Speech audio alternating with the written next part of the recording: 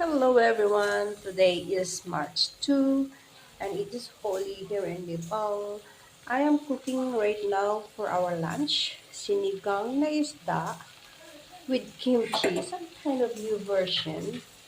So I have sauteed, nisa ko na yung bawang sibuyas, saka yung kamatis, saka with yung white dyan is radish and then the chipli bindi or lady's finger,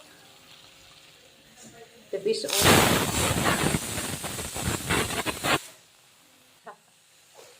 And I have here my kimchi leftover. So, ito na lang yung naiwang kimchi ko na I made uh, 3 weeks ago. So, ilalagay natin yan siya lahat. Pati yung sabaw. Maasim na siya.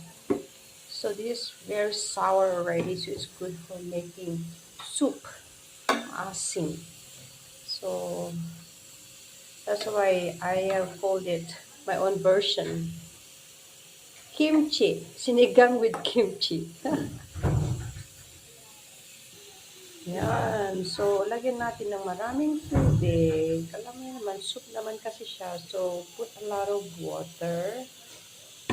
Tapos, lagay natin yung isda sa taas. Yan. Sugar.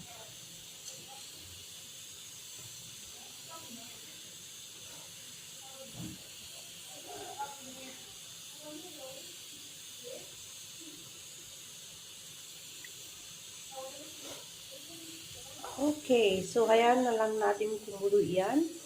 And then, pakuluan na hanggang sa maluto yung ating gulay, especially yung lady's finger.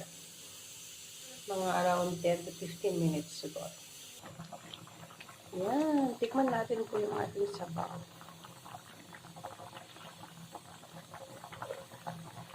Sarap, asim.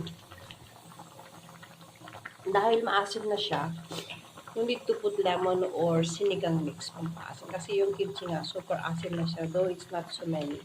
Tapos nilagay ko din yung sabaw niya. So, it's so maasim na. So, ito, basically, luto na siya.